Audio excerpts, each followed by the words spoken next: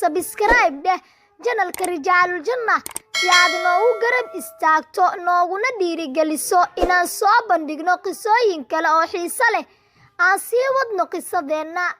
sanadkii 1930kii gumeysihii Faransiisku waxa uu abaabulay dabaaldeg 100 sano ka soo wareegatay markii ay qabsadeen dalka muslimka ah ee Algeria. caalamka oo dhan waxa uu sheegay in dadka reer Algeria ay haatan noqdeen kuwo iyagu u diyaarsan inay si rasmi ah u qaataan afkaarta Faransiiska. mas'uuliyiintii Faransiiska ah ee joogay Algeria ayaa bilaabay in ay diyaariyaan dabaaldeg ay ku muujinayaan waxqabadkooda halka qarni ee ay joogeen Algeria. waxa ay diyaariyeen 100 gabdhood oo ay muddo ku abuurayeen afkaarta reer galbeedka. waxay ku abaabiyeen in islaamku uu u horseeday dib u dhac iyo inay ka hareen horumarka caalamka. waxay kala dagaalameen xijaabka iyo muuqaal kasta oo xiriir leh diinta suuban ee islaamka. waxaa xafladda ka soo qayb galay qaar ka mid ah dawladihii reer Yurub ee gumaysan jiray dawladaha Carabta, kuwaas oo iyagu rabay inay darsi ka qaataan sida Faransiisku ugu guuleystay inuu Algeria ka dhigay dawlad labaad oo Faransiisa. dadkii ka soo qayb galay dabaaldega ayaa la soo keenay fagaare aad loo qurxiyay, balse waxa lama filaan noqotay markii masraxa ay soo fuuleen